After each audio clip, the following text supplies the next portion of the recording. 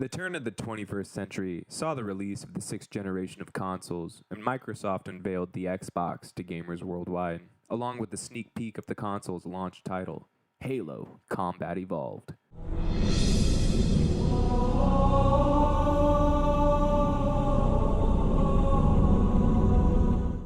The devs behind the new IP, Bungie, were already an established and well-respected studio with a vast array of genre-spanning titles, so hopes were quite high for what Bungie had been cooking behind the scenes.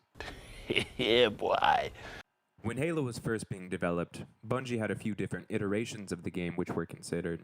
I'll link some great videos down below in the description that go more in depth behind the actual process of development, so feel free to check them out if you're interested, and go give some love to the video game historians out here doing God's work on YouTube. This video's purpose, however, is to go over what made Halo so special to the console gamers of the 2000s, while discussing its strengths and weaknesses, and whether or not Halo still holds up today. I think we both know the answer to that. A short history with regards to my background with the series, which I feel gives me a bit of a more nuanced insight on this matter, is a short one. I always had a PlayStation console in the house growing up until I got my 360 towards the end of 2010. My introduction with the series was with Reach, Bungie's love letter to the fans of Halo, and their final goodbye to the iconic franchise, which helped shape the landscape of gaming as we see it today. I played Halo 4 next, and after being disappointed with the final product, I became much more engrossed by other games such as New Vegas, Battlefield 3, Modern Warfare 3, things of that nature. It was only when I picked up the Master Chief Collection earlier last year that I've come to understand the cultural zeitgeist which held gamers in a vice grip during the 2000s. And I am truly kicking myself in the ass for not hopping in the boots of the Chief sooner to take the fight to the Covenant.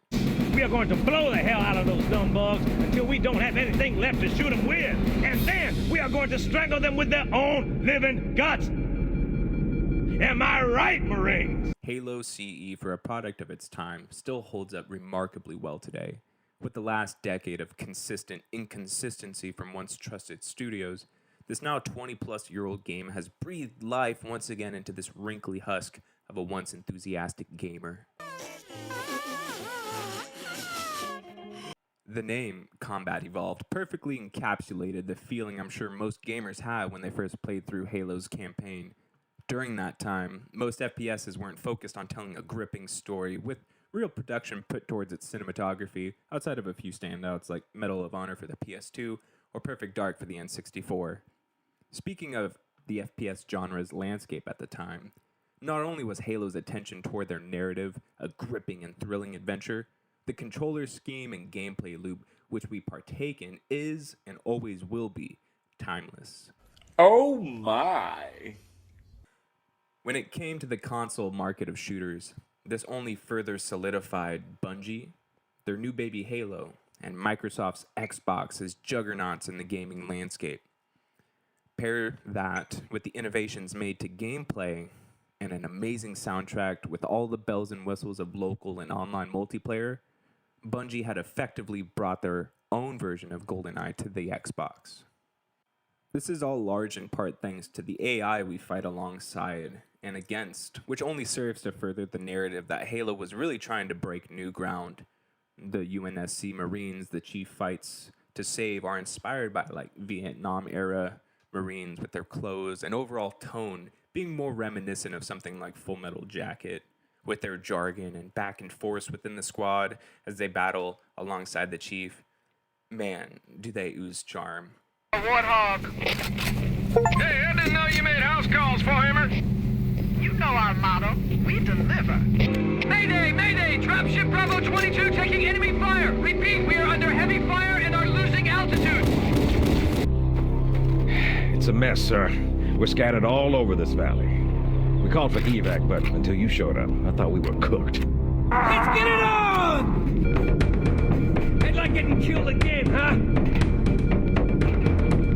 And the Covenant also follows this cult of personality of having distinctive traits relative to their races.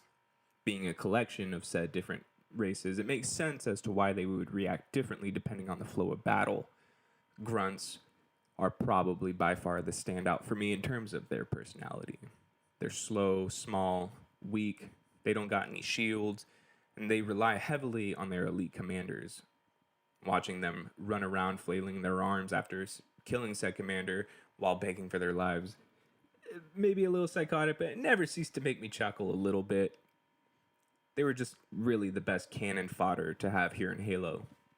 Systems are malfunctioning, or if the designers wanted the installation to have infinite weapons. Elites, jackals, and the hunters both follow suit with their lore and react accordingly. Elites are a proud warrior race. They relish the battle and will fight the Master Chief to their last breath. Hunters are born and fight in pairs.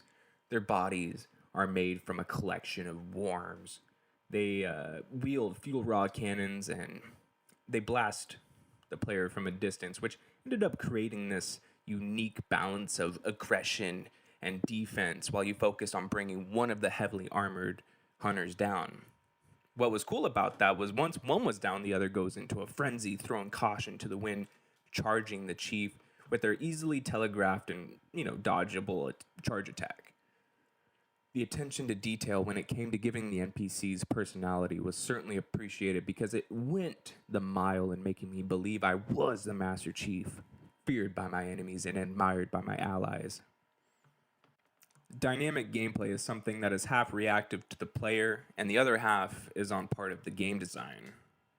A perfect example would be 2 Betrayals, introducing the Flood into the mix where the Chief can now decide to help one side or the other. Heavily would depend on how that player is doing at that moment.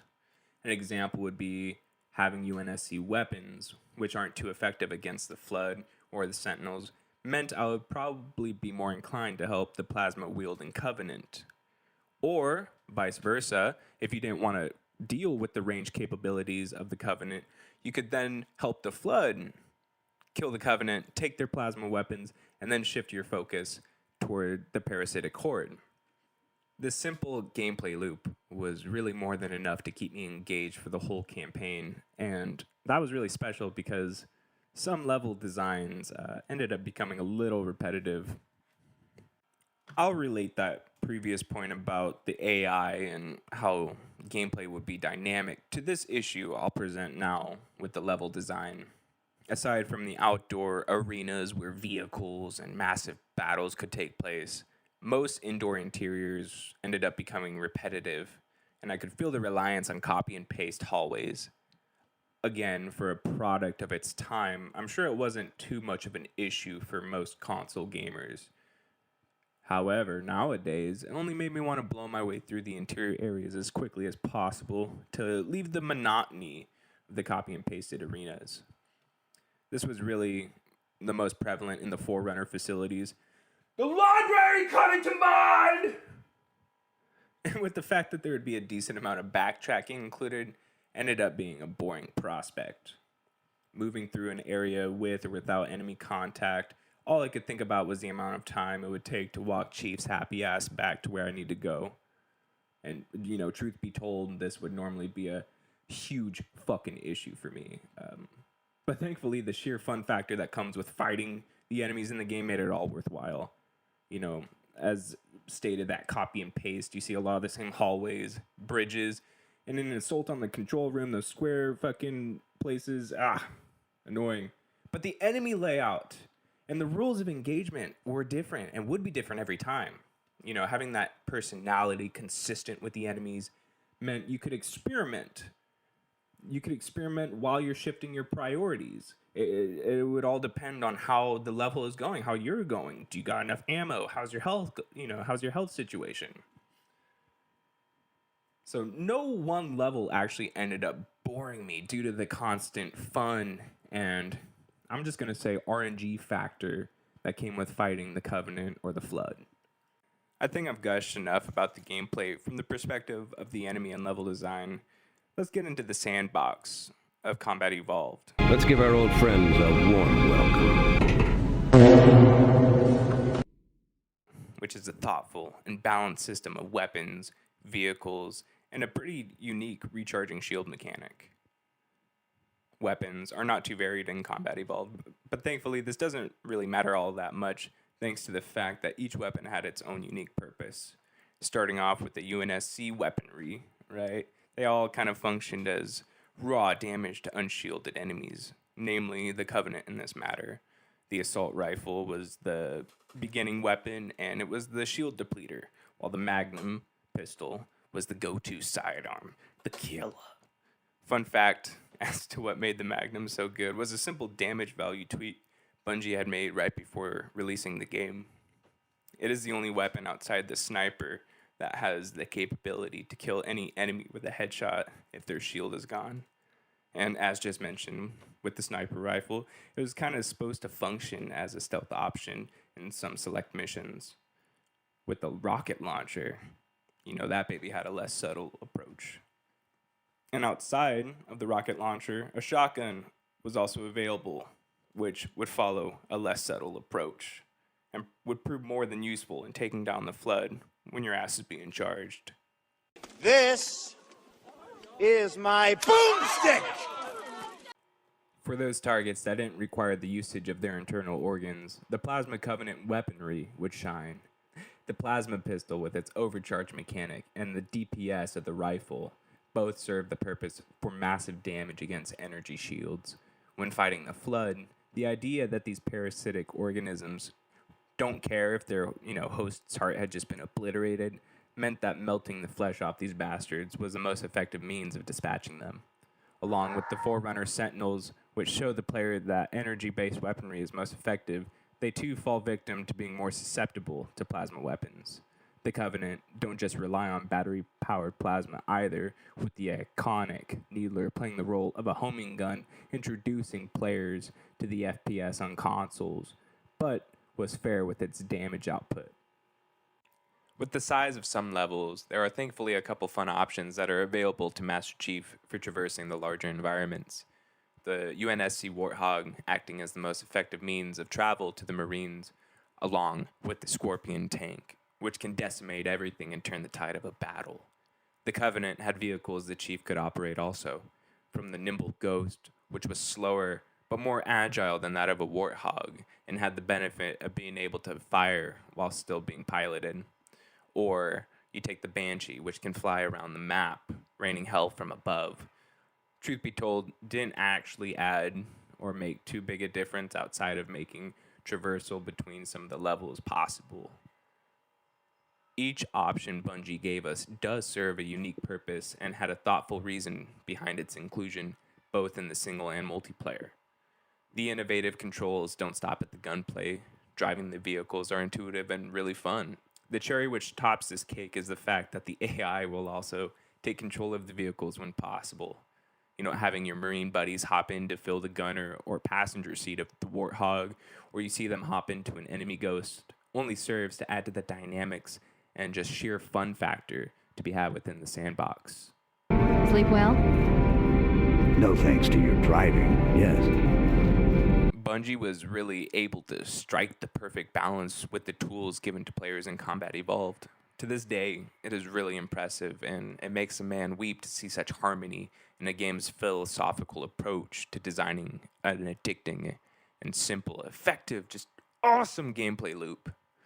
This would further lay the foundations for not just the series going forward, but we can see the design philosophy Bungie had cemented with Combat Evolved permeate throughout game design over the last 2 decades. Having amazing gameplay is one thing, but how about the reason behind Chief's actions? Why is Master Chief fighting besides just the instinct to survive? Well, I'm glad you asked, because the story of Halo Combat Evolved was an absolute joy to unravel as we learn the secrets behind the ring world, humanity, and the horrors housed on the structure. The game opens up with the UNSC ship, the Pillar of Autumn, being attacked by a fleet of Covenant after the fall of Planet Reach. A quick side note here, but the lore building had to be had in Combat Evolved while still being a self-contained experience. It was just phenomenal. Humanity is on the brink of losing the war and needs a hero. Humanity needs the Master Chief. I need a weapon. However, the story doesn't focus on the Chief or his struggles. Rather, it is a tale of discovery. I'm getting a little ahead of myself here, but the goal is laid bare and unabated. Get Cortana off this ship. Keep her safe from the enemy. If they capture her, they'll learn everything. Force deployment, weapons research, Earth.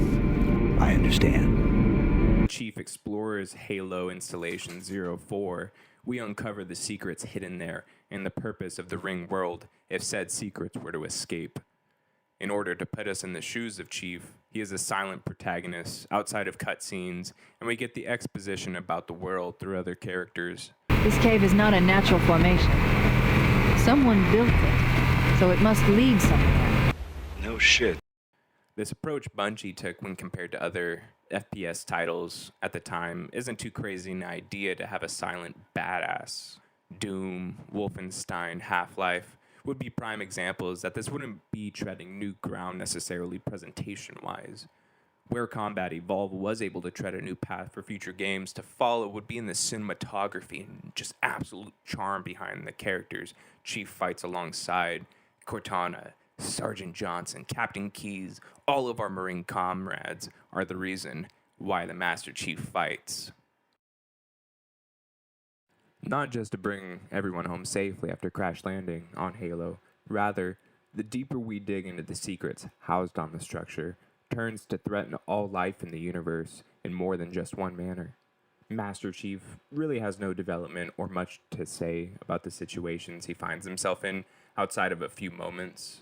Yes. Activate Halo's defenses and destroy the Flood, which is why we brought the Index to the control center. Plot, which thick and soupy like a nice gravy, is centered around the Forerunners, the Flood, and the purpose of Installation 4. This is what made Combat Evolved's story so engaging outside of a really satisfying gameplay loop, learning about this strange world which ends up being the main antagonist in a lot of ways. We get enough exposition and hints, thankfully, from Cortana and the terminals left around the levels, which serve as the backstory for the most intriguing figure in the game, 343 Guilty Spark. You see, mankind was part of the ancient colony of Forerunners and their whole society, and roughly like 9,000 years after humanity was demoted back to a simple stage of life, the Flood showed up and there was a war between the Forerunners for the fate of the universe. The Forerunners, having the principles of holding the mantle of responsibility, sort of a philosophy on protecting life, guiding their actions, killing the Flood outright was not to be. The Forerunners created the array of Halo rings as a countermeasure that would eliminate all sentient life in the universe in order to starve the Flood, and that failsafe was enacted. Guilty Spark understands and has knowledge that humanity doesn't, their true history. Mankind was named the Reclaimer should the Halo array be fired, and to take the mantle of responsibility. And that leads us to the events of Halo Combat Evolved, an adventure that follows a losing battle. Besides the history of the Covenant and human war leading up to the current events, by the time we're introduced to the floating block 343, the whole narrative shifted toward uncovering a hidden truth, a hidden history. To get all the nitty-gritty details, you gotta go hunt for the terminals throughout the levels of Combat Evolved. Normally, this would be a huge issue for me, especially if it is a super intriguing story. However, there is more than enough salad dressing glazing the dialogue and cutscenes that gives the player the meat and potatoes that we really need. The terminals give us another portion in our proverbial bowl to feed that curiosity. Trying to find said terminals is easier said than done in some areas due to the sameness of the levels, which got me so lost more times than not when I was trying to find them. Thankfully in the MCC, you can access them in the menus, but I'm still going to try and find them naturally all the same.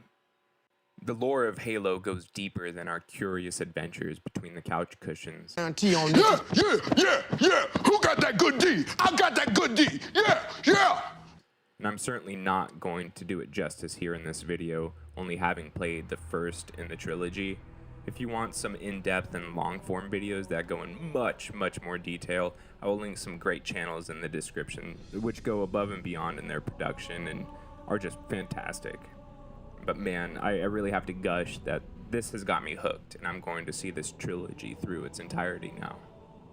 It goes without saying, and it has been said by much more competent individuals than myself, but Halo helped define a generation. Not just the many cherished memories gamers carried throughout their lives in the 2000s, but it further shaped a landscape in the home console market and brought with it lofty expectations for future games. There could never be another title like Halo. It is timeless in and of itself because we will see its influences forevermore. With the woes of Xbox as of late, despite its many publisher acquisitions, we're seeing a constant regression from a once promised bounty. Again, there are much more qualified people to talk on that issue, but I will leave everyone with this. Combat Evolved's legacy is important. It is a product of its time, a time where innovation was once a pillar to be admired, not mauled by the proverbial copy and paste mediocrity we have yet to evolve past today. Thank you, everyone, for watching my Reddit shitpost equivalent about Combat Evolved and how a 20-plus-year-old game was more fun than most AAA games we've been fed as of late. Yeah, this video was actually a lot of fun to make. Halo Combat Evolved, I've never really played it. Halo 2, I'm excited to get into. Halo 3, replaying Reach. Oh man, I'm just so stoked to eventually get to playing those games. So yeah, you made it this far. The video, I appreciate you. I hope you have a great rest of your day, and whatever you're doing in your life today, it is a beautiful Friday. Sun's out. Pretty flowers need the sun. Go get some. Take care, everyone.